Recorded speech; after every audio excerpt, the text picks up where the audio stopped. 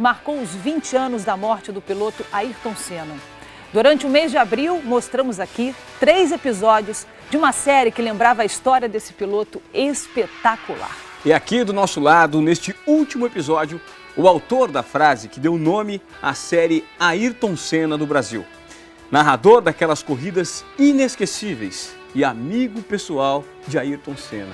Galvão Bueno, é um prazer enorme ter você com a gente. Prazer é meu, prazer estar aqui, Lenda, Ivan. Eu já fico arrepiado depois dos 3 primeiros episódios, imaginando o que nós vamos ver agora nesse episódio final. Emoções fortíssimas. Agora, Galvão, eu queria aproveitar, é um enorme prazer estar aqui com você no Esporte Espetacular. Agora, você foi um dos poucos privilegiados que conheceu o outro lado do Ayrton Senna, né? O Ayrton mesmo, como é que ele era? Como é que foi conviver com o Ayrton? O Ayrton, ele era... um dia um jornalista disse que a diferença dele para os outros pilotos, além da técnica, é que o dia dele tinha 25 horas. Então ele tinha capacidade de trabalhar mais. Ele era inteiramente focado no trabalho. Mas, ao mesmo tempo, ele tinha o lado garotão dele, o lado brincalhão, o lado feliz, perturbava, atormentava a vida da gente, a vida dos amigos. Ele era uma pessoa espetacular, como você disse. Mais do que isso, talvez ele tenha sido... talvez não. Ele era o herói das nossas manhãs de domingo. O brasileiro acordava mais cedo ou dormia mais tarde, quando as corridas eram nas madrugadas aqui do Brasil. Ele passou a condição de ídolo esportivo, ele virou um herói nacional. Você tinha 10 anos de diferença pro Ayrton, né? E como é que era essa relação? Era uma relação de amizade? Tem alguma coisa, uma peculiaridade que você possa contar? Uma história entre vocês dois? Essas histórias são muitas. Então, essa questão de idade, ele amadureceu muito. O piloto, ele sofre muito. A profissão é muito difícil. Quando nós nos conhecemos, eu tinha mais experiência que ele, dava conselhos a ele. Já no fim, ele, 10 anos mais novo, dava conselhos a mim. O Ayrton era especial, gente. O Ayrton era diferente. Nossa, que bacana conviver com ele, deve ter sido. Um privilégio. Um privilégio. Antes de mais nada, poder ser a voz a levar todas essas emoções a tantos milhões de brasileiros por tantos anos. Um privilégio.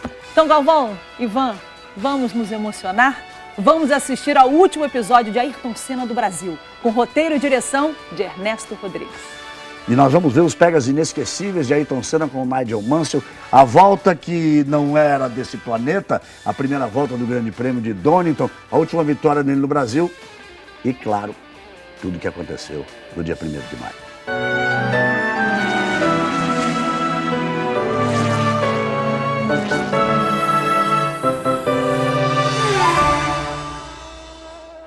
Aí vem os dois, agora vai ser difícil, hein? Agora o Mansell vai. Eles vão dividir a curva, Senna olha de lado, vai o Mansell, eles vão, roda com roda. Eu peguei aquele momento em que eles estavam quase se tocando. Foi assombroso. A reta de Barcelona na época era a maior reta da Fórmula 1, 1,1 km. Os dois lado a lado, um olhando pro outro. Tipo assim, cara, o que você vai fazer? O outro, e você? Né? Quem vai frear primeiro? Olha, ali era duro saber quem ia frear por último, viu? Agora o Mansell vai. Two brave guys. 2 caras corajosos andando roda a roda. Ambos talentos excepcionais. Vai o Mansell, eles vão, roda com roda, Mansell para fazer a ultrapassagem. Na temporada de 91, claramente a McLaren já não tinha um carro à altura da Williams, que para muita gente a Williams era imbatível. E nas mãos do Mansell era um espetáculo. Lá vem o Leão, Nigel Mansell vence o Grande Prêmio da Espanha. Porque o Mansell era aquele piloto arrojado, agressivo, extremamente corajoso, mas que também é afobado. De bater no volante, de jogar fora o volante, né? Tudo acontecia com ele.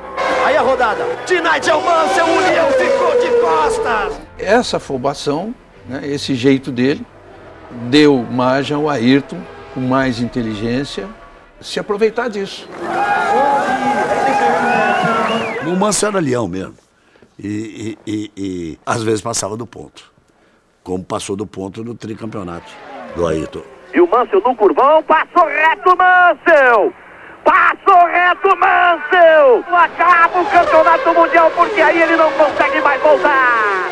No momento que eu vi que o Mansell saiu da pista, eu vi pelo espelhinho, no momento que ele perdeu o controle do carro, eu vi que ele saiu, automaticamente o campeonato estava decidido. Mas foi praticamente instantâneo. A minha reação foi a corrida. Já embutiu. Senna vai pra cima de Berger. Já tirou de lado. Já passou e já assume a ponta. Berger encosta. Ele faz o sinal pra Berger. Aí vem Senna. Senna deixa Berger passar. Brasil! Gerhard Berger vence.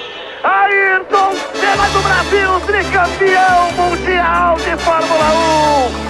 Ele tira o pé na entrada da reta. Deixa o amigo Berger passar. É dia de festa para todo mundo. Berger conquista a sua primeira vitória. Aquela ultrapassagem do Berger em cima do Ayrton, que muita gente achou que era uma retribuição a várias coisas, ao companheirismo do Berger durante o campeonato, na verdade não era bem isso. Era uma homenagem decidida pelo Ron Dennis, aceita pelo Ayrton, mas que acabou não dando certo para nenhum lado. Eu não gostei daquela situação.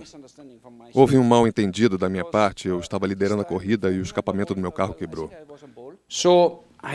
Eu disse, droga, eu gostaria de disputar com o Ayrton, principalmente em Suzuka.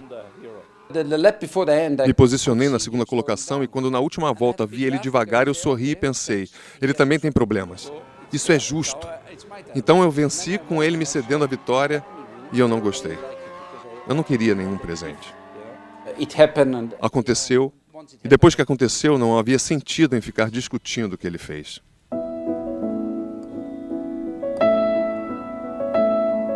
O Berger eu admiro. Hoje ele não corre mais, porque aquele era amigo dele, realmente era amigo dele. O Gerhard era um amigo. Para quem ele podia dizer tudo o que ele queria, sair, sei lá, sair, fazer coisas, tirar férias, brincar. Nós tivemos momentos difíceis com Ron Dennis em discussões e negociações, mas ao mesmo tempo tínhamos uma família fantástica em torno de nós. Top class. Era tudo top. E havia uma atmosfera muito boa. À noite na pizzaria, de dia a preparação do carro, na corrida um grande carro e um ótimo equipamento da Honda. Foi uma época muito boa. We had a great time.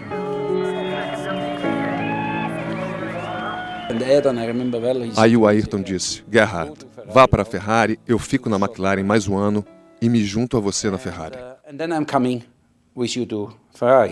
Aí eu disse, tudo bem, mas não, nunca mais. Vamos continuar amigos, cada um do seu lado.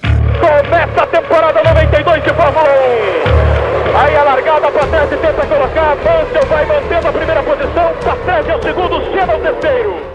Começo de temporada de 92, câmeras internas dos carros identificavam exatamente o que era um e o que era outro. A diferença da forma de pilotar do Mansell, quase sem trabalho nenhum, numa Williams perfeita, e toda a dificuldade, todo o trabalho que o Senna tinha para controlar a McLaren. Fica uma situação complicada para o Ayrton. Pegando o vácuo aí fica ruim. Mansell sai para um lado, para o outro, sempre ameaçando. Nessa corrida de Mônaco, em 92, o Mansell não perderia para ninguém. Só que ele teve que entrar no box para trocar um pneu.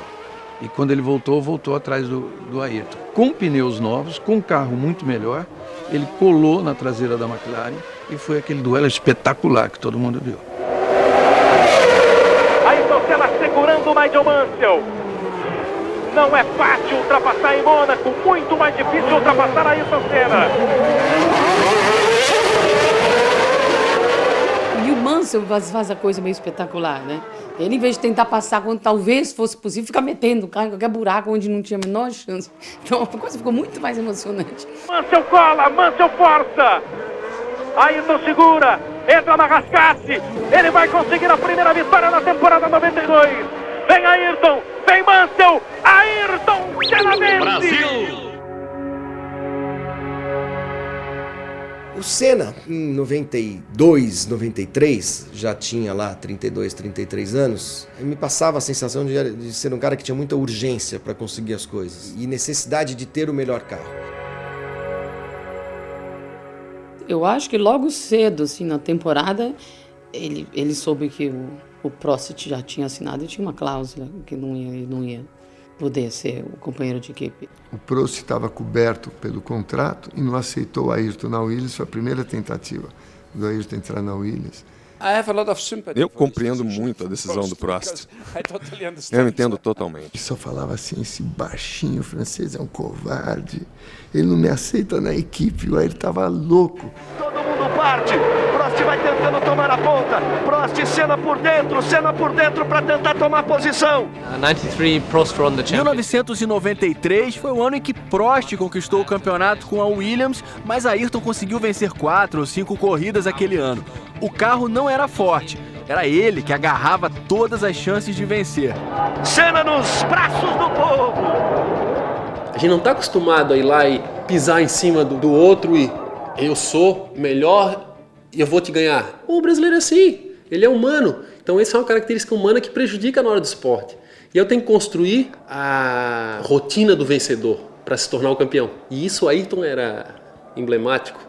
Aquele ano inteiro o Ayrton esperava ganhar poucas corridas. Tipo, esse Mônaco dá, Adelaide dá, aquelas... E Donington era uma delas.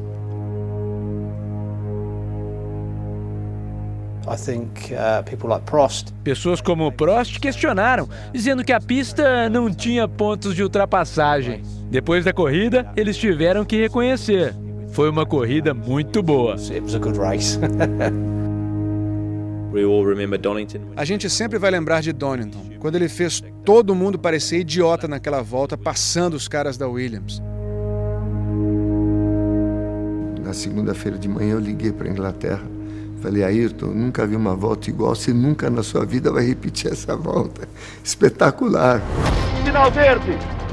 Senna larga na 4ª posição, pode perder a 4ª posição. Aquela primeira volta dele foi impressionante, né? Ele largando e passando o carro por fora, carro por dentro. Aí Prost na primeira posição, Hill em segundo, Senna vem ali por dentro. Deixa Michael Schumacher atrás dele. Numa pista molhada é sempre melhor correr no meio. E o Senna ultrapassou pelas laterais. E já vai com tudo pra cima do Karl Wendlinger. Já faz a ultrapassagem. Os caras tentando entrar no ritmo da corrida e ele, Senna, com aquela sensibilidade para achar uma aderência que ninguém sabia que existia, a não ser depois de 6 ou 7 voltas. Senna por dentro, Hill por fora, arriscando tudo Ayrton Senna para subir a 2ª posição. No seco é fácil. Você leva o carro no limite e você sabe onde o limite está. Fica ali a 0,5% dele. Mas na chuva é mais difícil. No 0,5% você pode patinar, bater ou rodar. O próximo é Alain Prost. Prost é o primeiro, Senna é o segundo. Foi um momento incrível assistir aquela corrida, mas eu era muito novo. Eu gostaria de apagar isso da minha mente, mas aquele fim de semana inteiro foi um pesadelo. Uma outra parte do cérebro ficava me dizendo: você está vendo a história acontecer. Senna, Prost, Senna por dentro, Prost força, quase se tocam no garpinho, Ayrton Senna vai pra ponta. Quando ele cruzou a linha de chegada, ele parou logo, assim, depois, bem na frente de onde era a sala de imprensa. E todo mundo levantou e bateu palma. Uma coisa que, com certeza, não tinha acontecido. Eu duvido que aconteceu de novo, porque foi, assim, espetacular. Depois de tudo que aconteceu em Donington, fizeram até uma placa lá em homenagem ao Ayrton, por causa daquela volta que é considerada a melhor volta do século.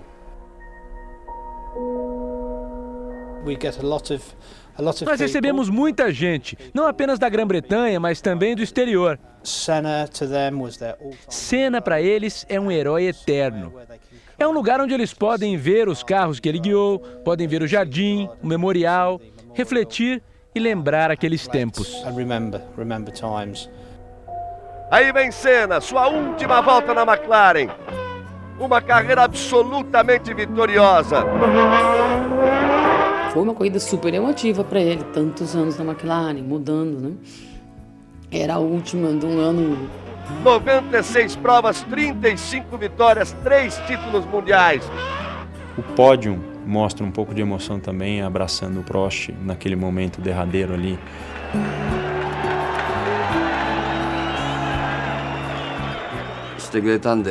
Senti um alívio. Até que enfim eles tinham feito as pazes. Eram os primeiros sinais de que ele encerraria sua carreira de piloto para fazer outras coisas, porque outros aspectos de sua vida estavam envolvidos.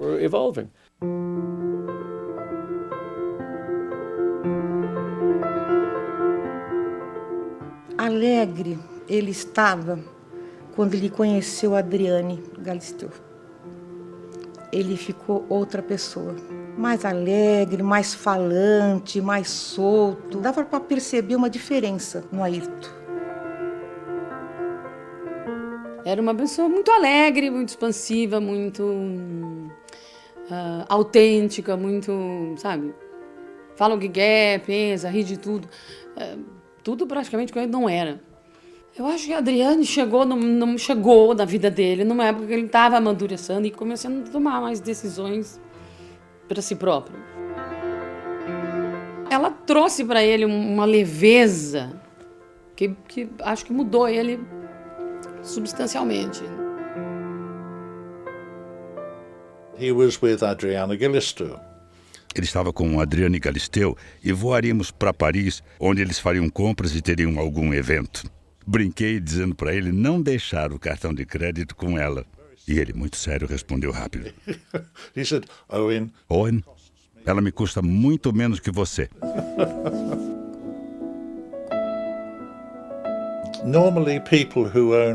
Normalmente, donos de jatos particulares são megalomaníacos, egocêntricos, e a maioria deles é de gangsters. Mas Ayrton era totalmente diferente. Foi uma das 3 pessoas com quem trabalhei que eram corretas. Ele se cobrava demais, A Ferrari estava atrás dele.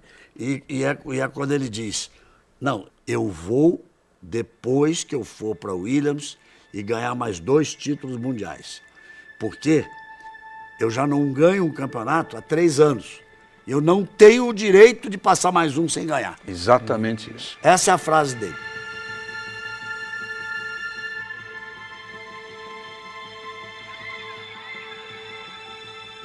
Senna in McLaren. O Senna, na McLaren, tinha um volante bem grande e fino. Williams, the other way around. Na Williams, era o contrário.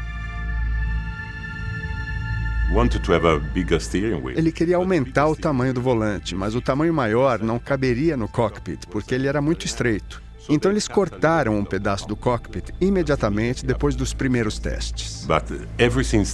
Então tudo começou porque o Senna não estava confortável dentro do carro como era antes. Era um carro que tinha sido desenhado para o Nigel Mansell, que pilotava de um jeito muito diferente. Eu mesmo nunca estive totalmente confortável no cockpit. A última vez que eu falei com o Ayrton foi no grid do Grande Prêmio Brasil. Eu fui no cockpit falar com ele na hora que ia largar. Eu falei, pô, Ayrton, boa sorte. Ele falou, ó, o alemão não vai ser fácil esse ano. Não tenho dúvida nenhuma de que na última semana de sua vida, Senna estava convencido de que algo na Benetton não estava de acordo com o regulamento. Right.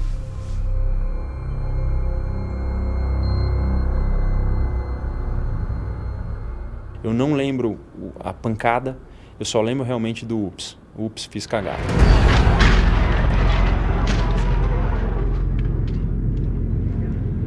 Entrei forte demais, o carro guina para a direita. É a hora que eu corrijo ele, ele volta para cá e ele... O Rubinho deu muita sorte na sexta-feira, mas muita sorte. E como o próprio Sid Watkins me falou, eu morri por 6 minutos, né? Eu engoli minha língua na pancada. Então 90 Gs, são 90 vezes 72 quilos. Quando o Barrichello teve o acidente naquela sexta-feira, Quem foi a primeira pessoa a chegar no centro médico? Ayrton Senna. Ayrton Senna. Não deixaram, ele pulou o muro. E ele saiu de lá, ele estava realmente angustiado.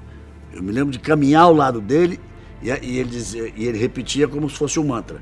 Ele está bem, ele está bem, ele está bem, ele está bem. Quando Ratzenberger teve o acidente no sábado, quem foi o primeiro a ir à direção de prova e o primeiro a querer saber o que aconteceu com o companheiro? Ayrton Senna. Ayrton Senna. Ficou, não sei que palavra dizer, desesperado, ficou abaladíssimo. Ele percebeu que ele perdeu o controle. Por isso que ele saiu dali e foi para trás, chorar de soluçar, assim. Então ele saiu correndo, literalmente parou o carro do safety e ele foi para lá conversar com o Sid Watkins para saber exatamente o que tinha acontecido. Quando ele voltou, ele continuava aí não abalado de chocado, mas transtornado, acho que é a palavra. O impacto que aquilo teve em Ayrton foi profundo. Ele nunca tinha estado numa pista onde alguém tivesse morrido.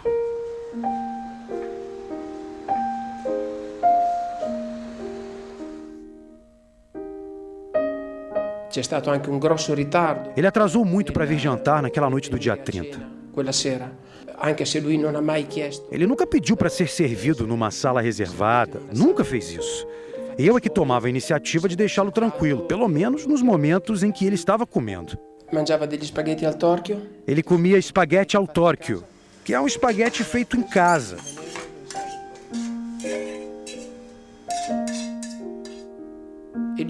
O humor dele, certamente não só dele, mas de todos os seus convidados naquela noite, era completamente diferente. Não era normal.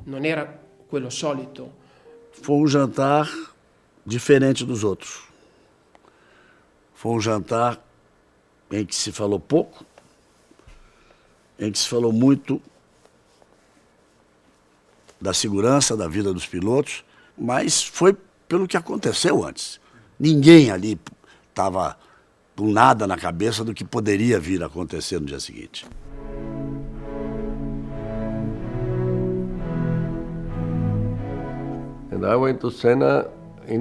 Fui me encontrar com Senna em seu motorhome na manhã de domingo. Ele estava sentado lá lendo a Bíblia. Eu disse, olha, eu tenho que falar contigo. Não sou mais piloto. Na época eu era consultor da Ferrari. Você é o piloto número 1 dessa geração. Você tem que fazer alguma coisa pela segurança. Não pode simplesmente deixar as coisas acontecerem. Ele me ouviu com muita atenção e disse, você está certo.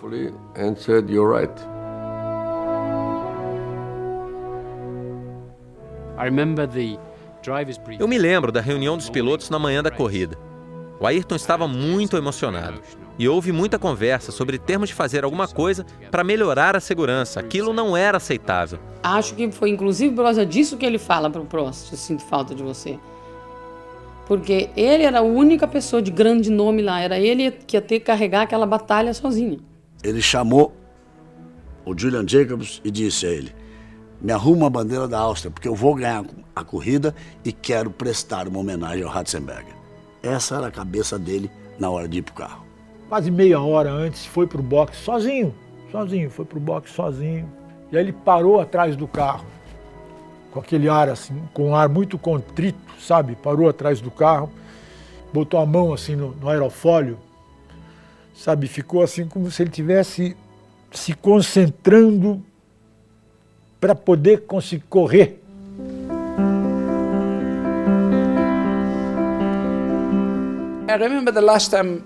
Eu me lembro que a última vez em que nós nos vimos foi no grid de largada. Ele olhou para mim e eu senti que ele estava feliz por mim. Lá vem a verde, Senna tenta, Senna vai tentar a ponta, Schumacher vem por fora, fica parado, batida. Eu estava testando o Michigan Speedway, um motor novo, um carro novo para Indianápolis. Se eles largarem agora, eles irão para uma segunda largada em movimento com 5 voltas completadas. Eu estava de folga assistindo a corrida em Londres, transmissão da BBC. during those 7 laps, naquelas voltas, tirando o momento em que avisamos para ele pelo rádio para andar pelo lado direito da pista, ele não disse uma palavra para nós por 7 voltas. it strikes me as very odd. Mexe muito comigo ter ficado quase 15 minutos de safety car e não ouvir algo do tipo: e aí, quando vai ser a relargada? Senna apontou, bandeira verde, lá vai Senna, é o primeiro, Schumacher é o segundo, uma boa vantagem para Berger, que é o terceiro. A gente estava no hotel lá em Estoril, estava num quartinho que tinha uma televisão que a gente encontrou, eu e o Larry sentado acompanhando a corrida. Naquele ano lá o Ayrton não estava indo bem. Passa rasgando na reta Ayrton Senna, 6 voltas completadas. Eu assisti a Fórmula 1 quase todo domingo com meu pai. E foi muito difícil para a criança que eu era entender aquele acidente. Aí ele tenta fazer falar mais alto o seu motor Renault em relação ao motor Ford. Eu estava numa pista, eu me lembro como se fosse ontem. É a parte de maior velocidade, eles vão atingir aos 330 km por hora. Senna bateu forte. Senna escapou e bateu muito forte. Eu vi a Williams no muro, pedaços voando e eu desviando. Os comissários chegaram no carro e todos pararam em torno do carro. Eles viram algo que deve tê-los deixado muito impressionados, muito chocados. Eu lembro dele mexendo a cabeça, eu assistindo a prova na Inglaterra e tal. Mexe a cabeça. Mexe a cabeça, Ayrton Senna. Eu não tive coragem de falar do sangue que eu vi, da traqueostomia que foi feita. Eu não sabia exatamente que tinha sido feita. Nós olhávamos um para o outro e tínhamos a certeza de que tinha sido muito grave. E eu me lembro que eu saí da cabine algumas vezes para respirar e fazia sinal para o Reginaldo, dizia: ajuda aí. A Fátima adora ver corridas de Fórmula 1 desde a largada sempre, ela adora. Eu sei que quando eu cheguei à sala, a TV estava ligada e ela disse assim: aconteceu alguma coisa... Vai ser difícil isso aqui.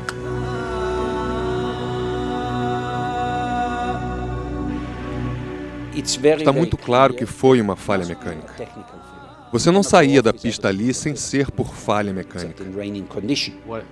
Não sei o suficiente para fazer um comentário definitivo. Se você me pedir para adivinhar, acho que o carro estava muito baixo e bateu no solo. Quem sabe o que aconteceu? Conversei muito com Damon Hill e ele disse que teve problemas na Tamburello várias vezes quando o carro bateu no chão. E ele disse: eu não estava nem perto da velocidade de Ayrton. Bom, para mim ficou muito claro que, depois de toda a investigação, aquilo que se determinou nessa investigação, que foi quebrou a coluna de direção num ponto em que havia sido soldado. Uma solda na barra de direção não é uma coisa estranha na Fórmula 1, é um mecanismo normal, só que ele falhou. Então ali a gente tem a noção muito clara de que super-herói nada. Esse negócio é perigoso, esse negócio de correr de carro é bastante perigoso. Aí vai. Leva a nossa oração, a nossa fé, a nossa reza.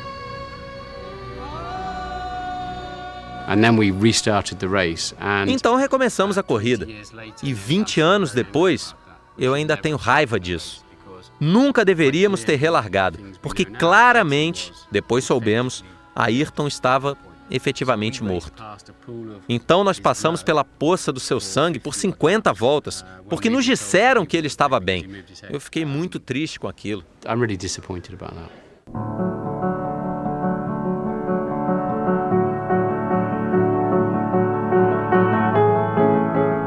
I'd been out practicing and I came back in. Quando voltei da pista, meu pai me disse que Ayrton tinha morrido.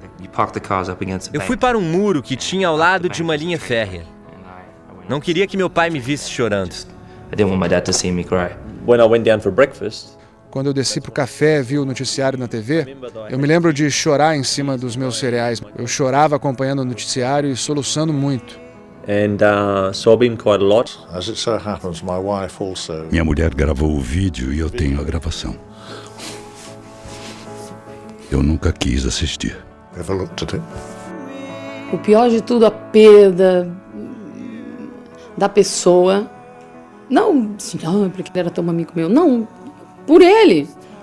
Como eu falei, eu acho que ele estava num momento especial, ele estava num momento desabrochando, ele estava num momento conseguindo colocar a dose de importância certa para o que tem importância.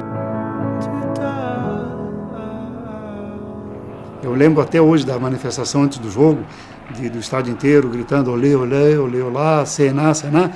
Silêncio, mas as duas torcidas junto, parecia que tinham combinado. E eu duvido que em outro momento tenham cantado junto torcida de Flamengo e Vasco.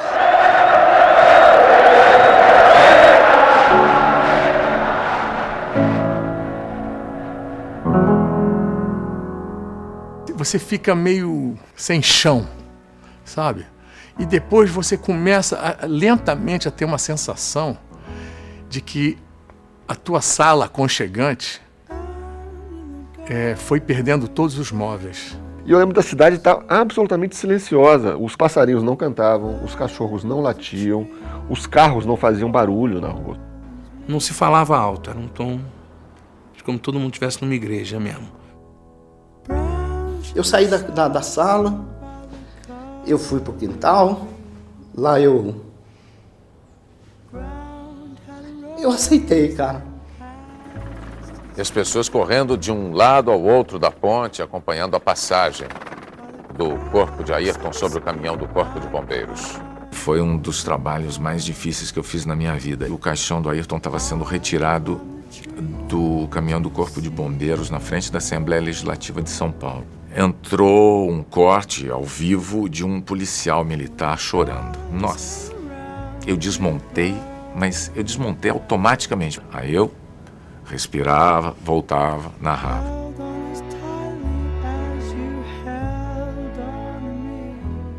And I got an A for amigos. Eu recebi uma credencial A de amigos.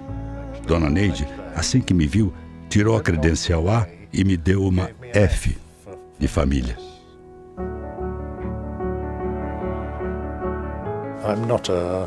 Eu não sou uma pessoa muito emotiva, mas tenho de admitir, eu beijei o caixão dele.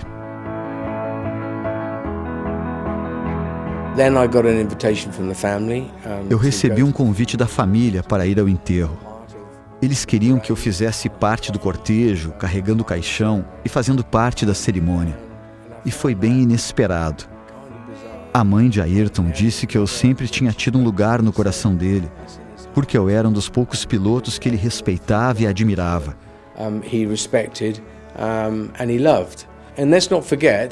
E não vamos nos esquecer, ele era a pessoa que, de certa forma, arruinou minha carreira. Minha mulher e alguns dos meus amigos não entendem esse grande sentimento que tenho por Ayrton. É uma loucura, absolutamente loucura, mas... Absolutely crazy, but yeah. After 1994, nunca vou esquecer Suzuka aquele ano, a atmosfera daquele lugar. Senna não estava mais lá. Estava lotado como sempre. Um pouco antes da largada, surgiu um helicóptero pintado com as cores do capacete de Ayrton. E o helicóptero fez uma lenta volta em todo o circuito, a cerca de 100 metros do chão. Em cada curva, ele parava e se curvava.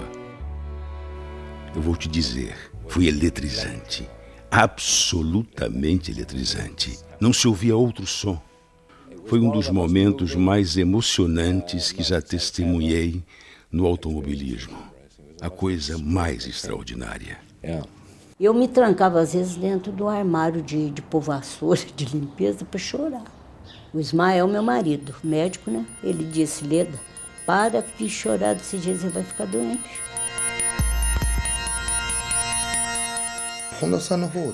A Honda tem um carro que foi do Senna, e de vez em quando eles usam o carro para exibições. Em uma dessas situações, eles colocaram microfones embaixo do motor do carro e foram captando o áudio em diferentes rotações.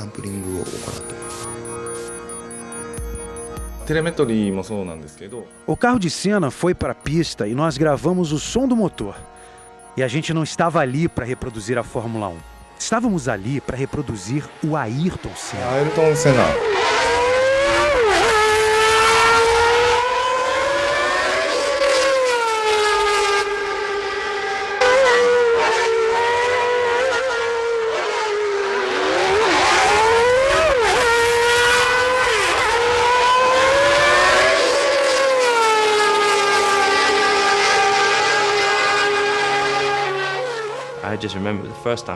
Eu me lembro que a primeira vez em que entrei na McLaren, eu segurei o volante, toquei o cinto de segurança e pensei, o Ayrton foi o último a tocar esse carro. Definitivamente você poderia sentir a presença dele na McLaren.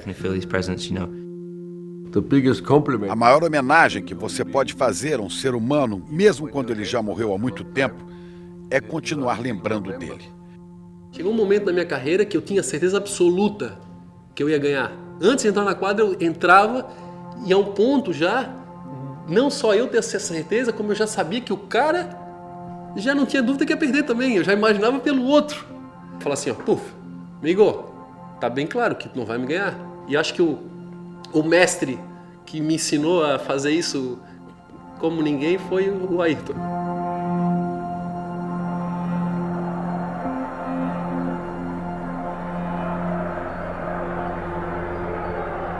Aí começaram o jogo no Parc des Princes, em Paris.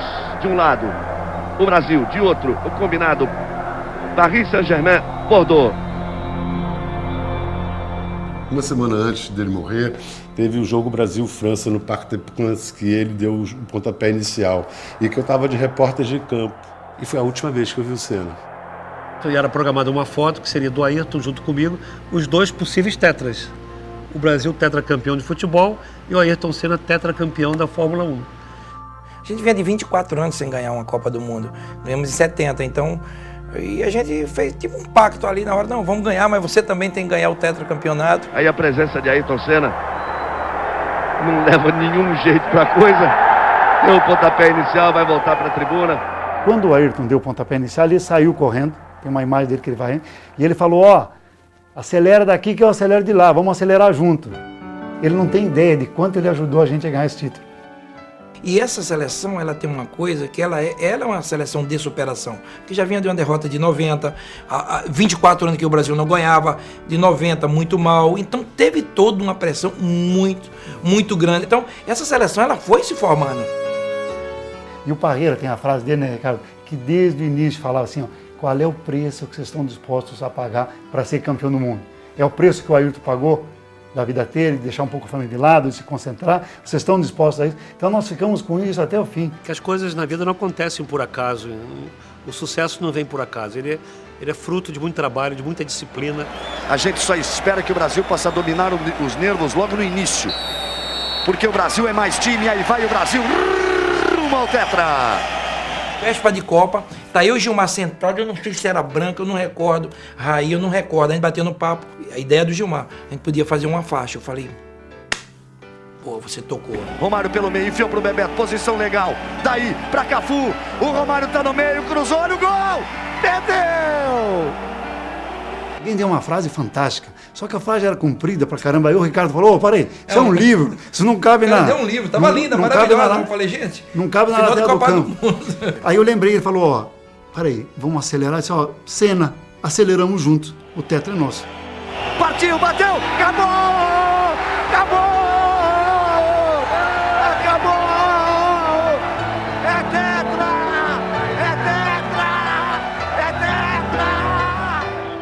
E aí a gente foi com a faixa, conseguimos fazer a homenagem e tenho certeza que ele acelerou muito junto com a gente, porque em todo o tempo nós pensamos nele.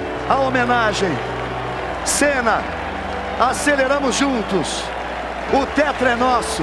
A gente sabia que tinha uma dívida com ele e deu para pagar essa dívida ganhando o título.